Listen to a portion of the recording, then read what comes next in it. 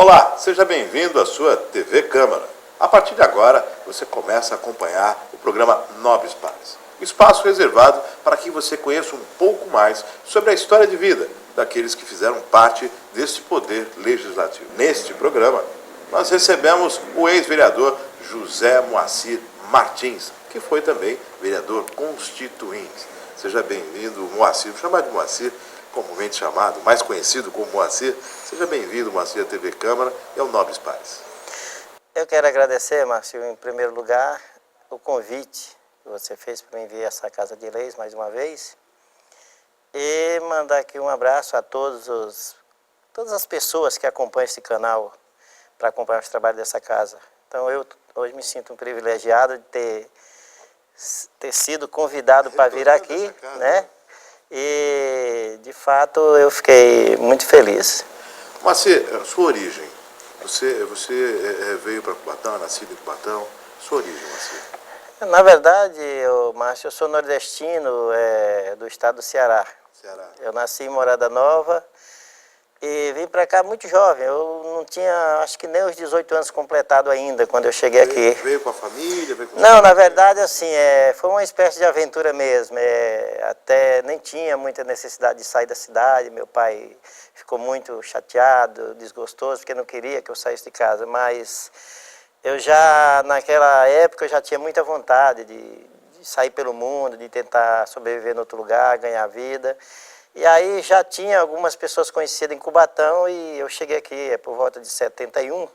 1971. E essa cidade aqui para mim é uma maravilha, sabe? Eu amo essa cidade. Eu praticamente vivi a minha adolescência, né, para chegar à vida adulta aqui em Cubatão. Então, fiquei muito feliz de ter vindo para cá e adoro essa cidade aqui. Praticamente 18 anos. 18 anos você veio para Cubatão, ou menos? Não, ainda não tinha completado. Faltava aí, eu acho que tinha uns 17, 10 meses. Eu ainda não estava ainda com 18 anos completado ainda. Chegou aqui, morar na casa de parente, amigos, como é que foi isso? Aqui nós tínhamos uma figura, de uma certa forma polêmica, chamado Dr. Campelo, que era um dono de muitas casas aqui, de muitas casas de aluguel. E ele também é lá da minha terra e é muito conhecido do meu pai. Então, quando eu desembarquei aqui em Cubatão, eu fiquei morando, né? Naquele prédio. Já por Exatamente. Aí fiquei ali onde era o antigo prédio do Correio, hoje onde tem o Balula. E foi por lá que eu fiquei alguns anos, né? E aí depois tive que ir mudando e tal, mas... Primeiro emprego, como é que foi isso? Na verdade, mas primeiro emprego é uma história até para ser contada assim. Como eu era muito jovem, né, eu não tinha nem tamanho de gente ainda, eu tive que ficar uns 3 meses, né, para poder pegar meu primeiro emprego, porque eu... Fazer 18 anos. E a empresa que me acolheu no primeiro emprego era uma transportadora que tem, aonde é ali de frente, ali do lado do centro esportivo, era uma transportadora chamada Radial Transporte. Radial. E eu agradeço ao meu pai, porque assim, embora eu morava no Nordeste, a gente, graças a Deus, a gente tinha uma vida mais ou menos. E aprendi a estudar, estudei nos melhores colégios de Morada Nova, aprendi a escrever, naquele tempo era a maquininha da datilografia. E aí, quando eu cheguei aí, eu fui trabalhar no setor de escritório da transportadora. Aí esperou ficou os 3 meses ali? Foi até engraçado que o patrão, acho que quase 4 meses, ele falou assim, ó, vai lá, procura uma balança e se pesa, que eu quero ver teu peso. De tão moleque que eu era. E aí passei a trabalhar lá. Aí fiquei ainda quase uns 2 anos.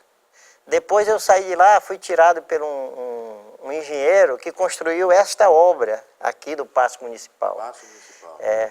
Chamasse o Dr. Miguel, que era um engenheiro de obras. A obra foi quem fez lá? Foi a Passarelli. Passarelli.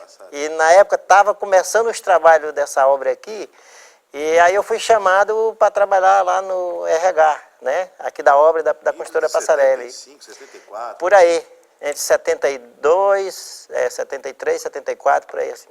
Aí veio trabalhar? Aí vim trabalhar. Trabalhei uma temporada aqui na obra. Mas não imaginava que seria vereador? De jeito nenhum. Aliás, não tinha nem ideia de que eu um dia ia chegar, né, para discutir política, né?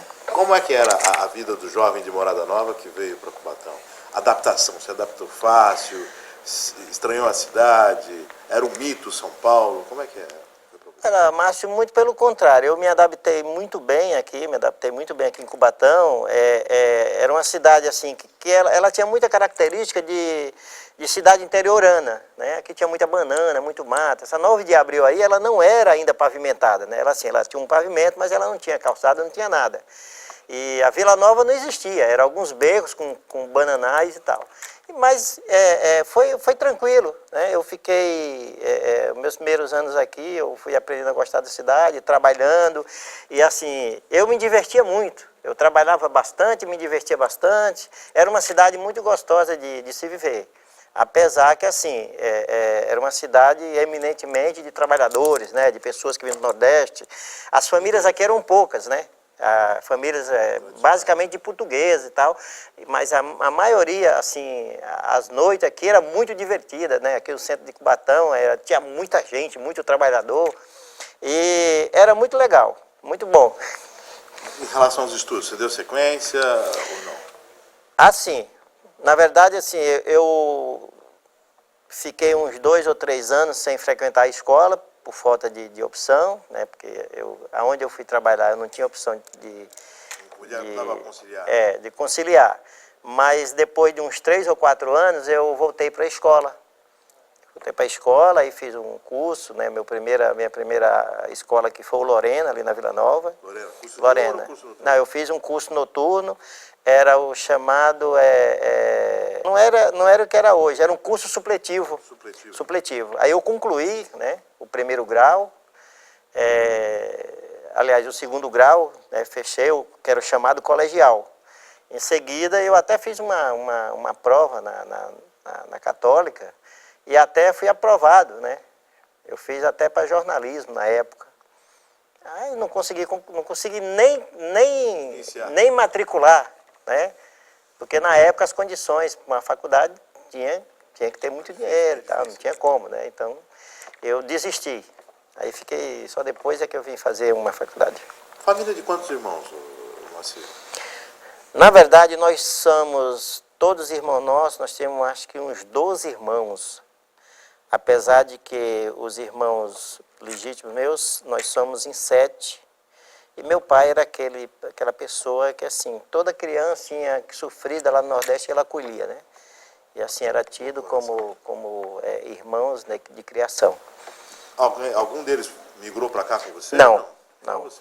Eu vim primeiro, inicialmente, depois de acho que uns 2 anos, veio o meu irmão mais velho do que eu, e depois vieram as 2 irmãs, 3 irmãs minhas, e depois veio o mais novo, que continua morando aqui. E só tem uma irmã lá que mora com meu pai ainda, lá onde na cidadezinha lá. Como é que deu seu ingresso na política, Moacir? Como é que você começou a participar da política? Quando foi que a mosca da política ficou com Moacir? Então, Márcio, eu, depois de trabalhar nessa parte de civil, eu migrei da civil e fui trabalhar no comércio, né? Eu trabalhei nos comércios aqui da cidade, Pernambucana, Lisboa, lanchonete e tal. E em seguida eu passei num concurso dos Correios, né? E foi no Correio que eu comecei a perceber que comecei a entender a diferença, a relação mercado de trabalho, poder econômico, classe trabalhadora. E aí no Correio a gente começou a fazer os primeiros movimentos, porque o Correio era uma empresa que pagava muito bem na época que eu entrei, que foi em 78, só o Banco do Brasil pagava igual, nem a prefeitura pagava igual o Correio na época. Mas depois de 2 anos, aí foi quando entrou um outro ministro, o tal do Antônio Carlos Magalhães, esse cara acabou com a categoria dos Correios, né? E aí a gente começou a lutar para melhorar a nossa situação de trabalho, de condições salariais. E foi aí que eu comecei a perceber, comecei a estudar, comecei a ver. E aí no Correio eu fui carteiro, né? Na verdade, eu trabalhei 10 anos de carteiro no Correio.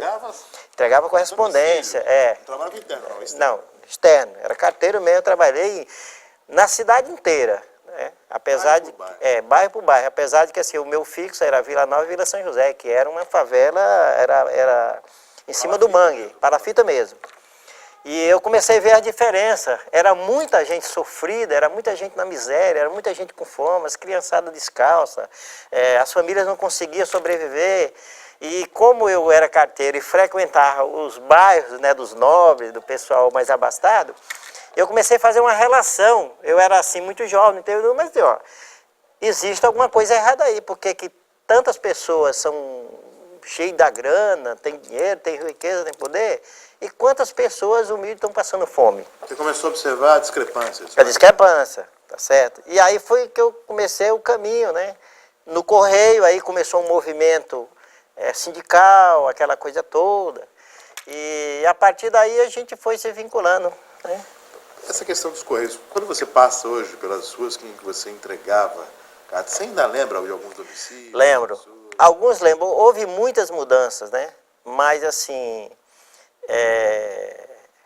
eu conheci quase que todas as pessoas da cidade e todas as pessoas me conhecem até hoje. Às vezes eu não consigo identificar as pessoas, porque assim, mesmo eu tendo mudado de função depois, eu tendo ido para a política, tendo sido vereador, quando eu vou assim nesses bairros periféricos, eu sou tratado como carteiro. Quando eu chego, aquelas pessoas vêm me procurar, me abraçar, poxa, tu sumiu, carteira há quanto tempo e tal. E assim, fiquei como carteiro. E assim, é a coisa mais maravilhosa que acontece comigo, essa relação que eu tive quando eu fiquei no Correio. Você ficou de 78? De 78 até 87. Até 87. É. Você viveu um período em que as pessoas se comunicavam muito por cartas, né? Correto. As cartas eram o veículo de comunicação. Poucas pessoas tinham telefone, muitas localidades por esse Brasil não tinham telefone, e as pessoas escreviam bastante. Escreviam, cara, era assim, era uma coisa... Eu trabalhava muito. E assim, tinha umas características, às vezes eu até fazia algumas coisas escondidas da direção da empresa, que assim, tinha alguns bairros afastados que tinham orientação para não entregar, porque não tinha assim, uma relação de legalidade com a empresa, o endereço correto e tal. Aí o que eu fazia? Tinha um local chamado Posta Restante, porque as pessoas mandavam correspondência, mesmo sabendo que não chega mais, elas mandavam. Mandava as cartas. Aí na triagem ali era separada aquelas para devolver para o remetente, os que não tinham remetente direito ia ser cortado. E aí é o seguinte, quando eu voltava do meu trabalho normal, antes de fechar a empresa, eu ia lá e pegava todas aquelas correspondências fora do eixo e fora da minha área, e eu ia no sábado, no feriado, no domingo, eu ia levar para as pessoas, né? Era na Cota, era aqui do lado da 9 de abril ali, né, onde teve aquela ocupação lá, enfim, em várias favelas eu ia levar, porque assim, eu tinha um prazer enorme quando alguém recebia uma correspondência de um parente que vinha de outro lugar. Assim. Era aquela expectativa das notícias, né? Com certeza, com certeza. E olha, era uma convivência muito gostosa, com as pessoas humildes, com as mais simples. Às vezes, que a pessoa mais simples, às vezes eu tinha que sentar, tomar um cafezinho, bater papo. Era muito legal. Era desgastante, cansativo também? Muito, muito cansativo. Muito cansativo. Mas assim, o Correio, ele tem essa característica. Ele aproveita sempre os jovens, ele pega sempre as pessoas assim no começo de carreira, seus 20 anos, 22 anos, que é o momento em que a gente está com aquela força toda, aquele fôlego, né, para lidar com o público, para lidar com um cachorro brabo e tal. Eu, por exemplo, 10 anos de Correio, eu fui mordido 8 vezes. 8 vezes? Quase Um cachorro não? Não, cachorro diferente, quase uma por ano. Nós estamos aqui com o Moacir, nosso amigo Moacir, ex-vereador, que está falando sobre a sua história de vida. Falamos aqui um pouquinho sobre o Correio, vamos falar sobre o seu ingresso na política, mas isso logo após o intervalo, no nosso segundo bloco. Até já.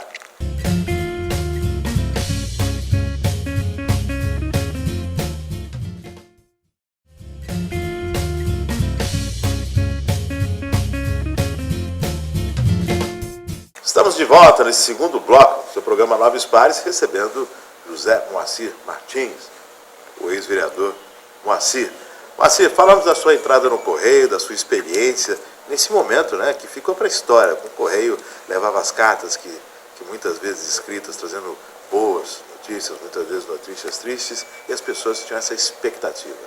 E a partir dessa sua disparidade, observando aí o seu caminhar pela cidade, o desenvolvimento da sua atividade, você percebeu as diferenças sociais. Isso te levou a ingressar na política. Como é que foi a primeira participação dentro de um partido político, dentro de um núcleo político?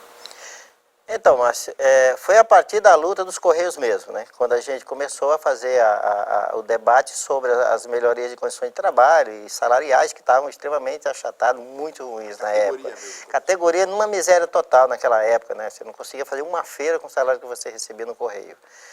E aí culminou de ser naquele movimento de 79. Não existia PT quando eu estava no Correio, né? Foi antes da criação do Partido Trabalhador. Exatamente. E foi exatamente no PT que eu ingressei. A partir desse movimento aí, nós fizemos a primeira participação quando estourou a greve lá do sindicato do ABC. E nós juntamos uma turma aqui e fomos lá auxiliar o pessoal, fazendo catação de alimentação e tal, para os metalúrgicos lá em greve, aquela grande greve que o Lula liderou. Em relação ao Correio, vocês alcançaram o objetivo? Nessa sim, nós tivemos, assim, nessa luta que nós fizemos no Correio, foi a maior luta, aliás, a primeira luta, grande luta do Correio em mais de 30 anos, e a maior greve já escrita na história. Foram 28 dias de greve, e nós, aconteceu o seguinte, como a época era ainda de ditadura militar, não havia abertura democrática, né? Foi proposto uma trégua na greve e por conta dessa trégua houve um racha no nosso movimento. Mesmo assim, a empresa cumpriu dos 40 e poucos itens que a gente listou como necessidade, ela praticamente cumpriu com todos depois desses 28 dias de greve. No entanto, após uma semana de retorno ao trabalho, ela demitiu praticamente 30% de toda a sua categoria no Brasil inteiro. Só em São Paulo ela demitiu mais de 30% dos seus servidores no estado de São Paulo. E aqui em Cubatão foram demitidos, né, uns 4 ou 5. Eu, na verdade, não fui demitido por conta da greve, né? Eu fui demitido em seguida, até porque, assim, eu já estava completando 10 anos de empresa e aí eu até forcei a barra para sair da empresa, porque também já estava... já estava no seu limite. Isso. Mas, assim, todos os direitos conquistados, né, hoje a categoria, ela tem, graças àquela luta que a gente fez. Né? E a partir daí começou a partir daí a gente fundou também, né, veio a fundação do PT primeiro em São Paulo, em seguida, em 81, nós fizemos a fundação do PT aqui em Cubatão. Foi no forró do Lula, na época? Na verdade era assim, tinha o forró, que é ali do lado da Lisboa, ali, né? Era um salão grande. E aí foi uma história impressionante, porque assim, a gente marcou uma conversa com os trabalhadores para receber o Lula em Cubatão. E na época havia muita pressão aqui do pessoal da direita aqui para impedir qualquer tipo de reunião que o Lula tivesse junto. O Lula ficou sitiado ali na descida da Serra durante 4 horas. E por incrível que pareça, quem fez a liminar para que o Lula pudesse descer e a gente conseguir fazer a reunião nesse espaço lá, era um jovem estudante de direito, muito gente boa, muito bom, chamado-se Mihalio Halac Júnior. Ele conseguiu fazer um documento lá no fórum e aí fizemos uma reunião ali no Forró do Lula por volta de umas 10 horas da noite, com muita gente, com muito trabalhador. E aí foi quando deram o nome lá do espaço de Forró do Lula. Foi que apelidou de Forró do isso. Lula. Aí a reunião realmente de fundação não foi lá, foi um tempo depois. Foi até aqui ali de frente fora, ali tem um estabelecimento de esquina, ali um prédio em cima tinha um espaço grande. E foi lá onde a gente fez a primeira reunião oficial de fato, né, fazendo a ata, documentação, 112 militantes escreveram a ata e tudo mais. A partir daí você definitivamente ingressou na política, no Partido dos Trabalhadores, no qual você permanece até hoje. Isso, exatamente, até hoje. A decisão de se candidatar a vereador, Marcelo? Então nós tivemos muito problema no partido aqui, nessa época. Nós tivemos o grande líder da cidade aqui, do PT, que foi o senhor Dorival Vieira, que aí, né, por consequência de outras coisas, findou largando o partido num determinado momento. Só que assim, antes dele sair do partido, nós estávamos numa luta enorme, né, em condições de eleger ele como prefeito da cidade e tal. E nessa fase em que ele disputou a última eleição dele pelo PT, que ele saiu,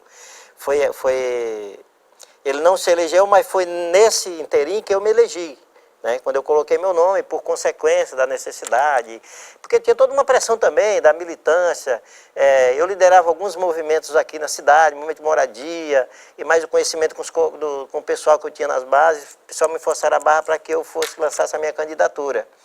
E aí, em 87, né, a gente, mais ou menos pelo mês de julho, a gente começou a fazer a campanha, e eu me elegi ali mesmo em 87, pegando meu mandato em 88. Você também trabalhava de garçom? Ou não? Ah, sim. E ali você também fazia? Fazia, porque assim, quando meus últimos anos de Correio, a situação não era muito difícil, né? Conforme já te falei. Então o que eu fazia, né? Nos finais de semana e à noite, eu tinha que fazer um bico, eu tinha que sair e procurar outras coisas, porque afinal de contas, eu já estava com família, estava com meus primeiros filhos, tal, casado. Aí eu tive que trabalhar para melhorar a minha renda e, né, garantir a alimentação dos meus filhos. Então eu aprendi, aliás, uma outra profissão que para mim me orgulho de ter feito, que é muito, muito legal. E eu fui trabalhar, entre outras coisas, no Ilha Poxa Clube, que naquela época era o clube da Baixada, reconhecido, cobertura de TV toda hora, aquela coisa toda. E lá eu fiz algumas temporadas de bico, né, fazendo final de semana, fazendo à noite, né, através de alguns amigos que trabalhavam lá. E depois eu fui trabalhar oficialmente, trabalhei aqui na cidade também, de carteira assinada e tudo mais. E aí você aproveitava também esse momento na época de 87, quando eu me elegi, eu já estava fora do Correio, já estava na profissão de garçom, e tanto é que eu trabalhava na Lisboa, né? E foi no ano em que eu me elegi. Eu trabalhava um período e fazia campanha e me elegi, né, na época eu estava na Lisboa. Foi constituinte? Fui constituinte. Um período muito importante. Muito importante. Como foi a sua chegada nessa Casa de Leis, seu primeiro dia nessa Casa de Leis? Primeira vez que você usou a tribuna, inclusive é nos modos que hoje está, né? Olha, Márcio, eu digo o seguinte, foi uma aprovação para mim. E assim, eu era militante, mas assim, na verdade eu era um debutante, né? Eu não era um especialista na área e tal. Eu tinha assim, muita convicção das questões que eu estudava. Eu estudei marxismo, estudei a questão da luta de classe e tal. Mas assim, a vivência assim, no poder eu não tinha nenhuma. E assim, naquele tempo o Cubatão era meio feroz, viu? Havia assim, uns preconceitos. E eu vim no meio de uma turma que tinha uns caras muito bons, rapaz. Cara formado, advogado e tal, aquelas coisas, professor. E eu com meu jeitinho de nordestino, que saí lá do norte mesmo, do sertão. E assim, mas eu tirei de letra. Era uma Câmara que tinha um peso muito forte. Tinha. Políticos. Muito forte. Aqui os debates eram caronados. Aqui o bicho pegava naquele tempo. Aqui toda hora tinha que ter batalhão e polícia aqui para segurar o reggae, porque a nossa visão de política naquele momento, principalmente a que eu trouxe, né? E assim, eu aprendi muito com o Dorival, apesar de ter umas coisas que eu não quero sentar, eu aprendi muito com ele a luta política, né? E assim, a nossa convicção é que para tu mudar as coisas, o vereador ele não tem esse poder de fazer isso sozinho. E aí a minha convicção é o seguinte, eu tenho que envolver a comunidade na história. Esse era o meu lema. Eu vou envolver a comunidade nas nossas lutas, nas nossas necessidades. É pela moradia, pela condição de trabalho, é pela condição de transporte, por escolas melhores. Se a população não se unir e não ir para cima do poder público, né, não dos moldes que hoje a gente não vê a luta, hoje às vezes a gente fica assim até envergonhado, porque pô, não é isso. A luta para melhorar a nossa vida, ela tem que ser ordeira, pacífica, ela tem que ser pressão no discurso, pressão na posição, mas nada dessas coisas que a gente vê aí hoje, né? Apesar de que assim... Presente, mas sem acuar. Sem acuar, e sem violência, né? Sem quebra-quebra e tal. Mas sabe como é que é, né? O povão, quando tá junto, é difícil segurar, né? Se você não tiver... E naquele tempo não era só um enfrentamento, como é hoje. Hoje é mais democrático, né? Hoje o governo apanha, fica calado. Naquele tempo era Passarelli, era Ney Serra. Esses caras, eles eram muito soberbos, eles iam para cima, eles enfrentavam, não tinha moleza. Pô, eu passei 6 meses com polícia andando atrás de mim. Porque assim, eu tinha uma certa ascensão num certo número de pessoas, né? Um segmento. Então a gente se reunia 1.000 pessoas, 2.000 pessoas, na boa. Mas eu sempre levei tudo na base, né, da democracia, na base do respeito, sem quebra-quebra, essas coisas todas, né? Então era assim, mas a ditadura era tão forte que assim, toda hora tinha um monte de polícia aí, os caras vinham para amedrontar mesmo. Um momento político aqui dessa casa que você se lembra, um trabalho seu, um momento de discussão, que você possa... Quem era o seu adversário nos debates que você... Cara, eu tinha alguns aqui, viu? Eu tinha como adversário aqui o próprio Mihailo,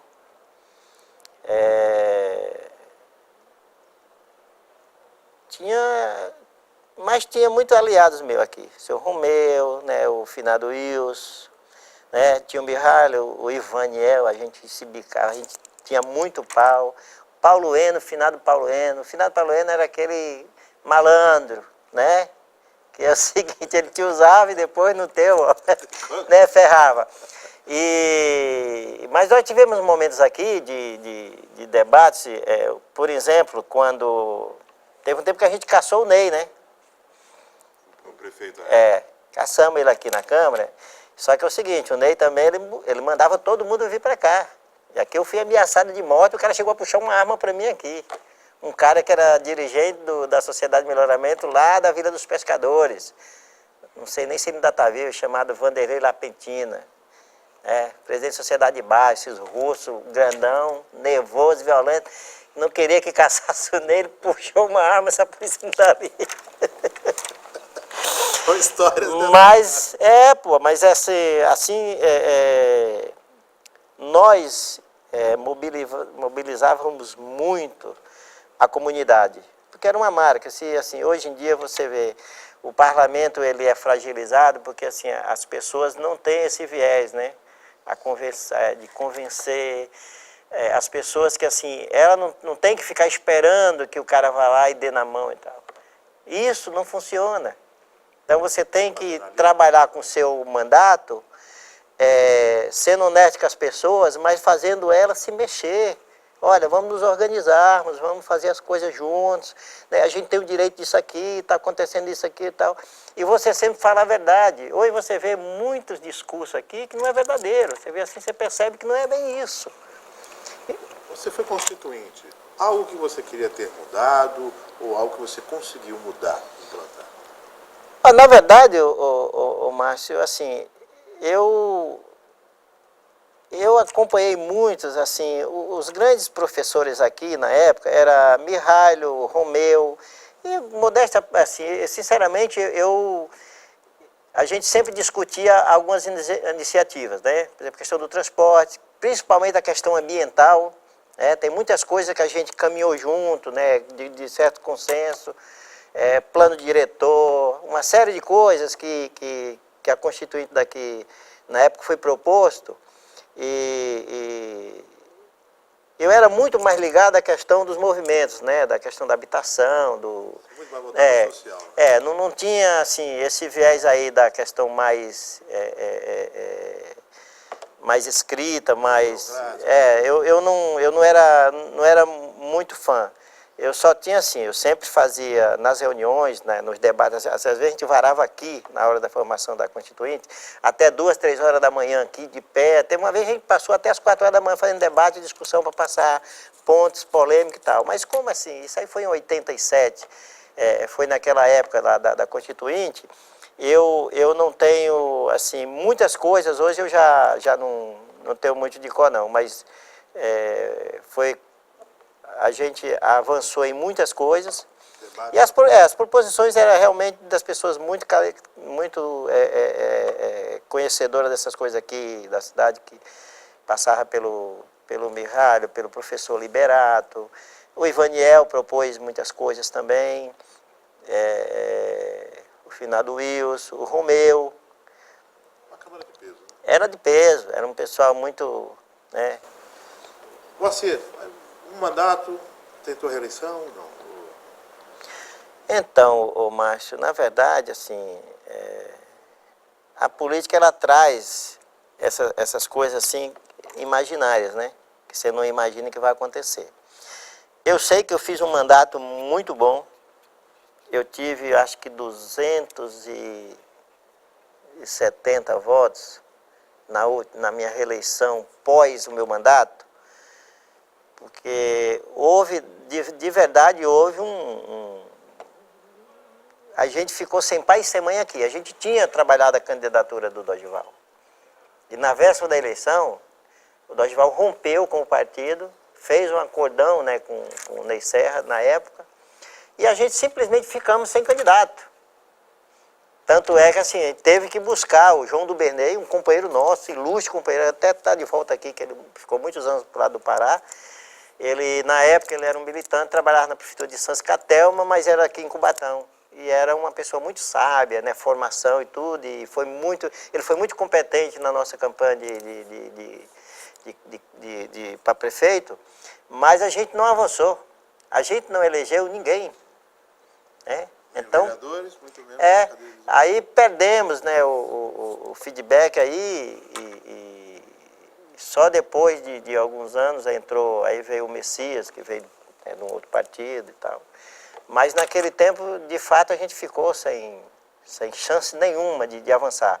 E assim, como o companheiro fez um acordo com o governo da época e estava dentro do governo negociando, ele simplesmente fez uma batalha para excluir para tirar todo mundo que tinha alguma proximidade com a gente e tal. A gente findou não se elegendo. Estamos chegando nesse finalzinho desse nosso bate-papo, com certeza aí, histórias para muitos outros programas.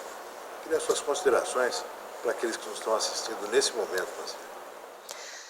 Na verdade, Márcio, eu vou aqui te deixar para você aqui um esclarecimento, que assim, eu não arrependo de ter vivido a minha vida política, né?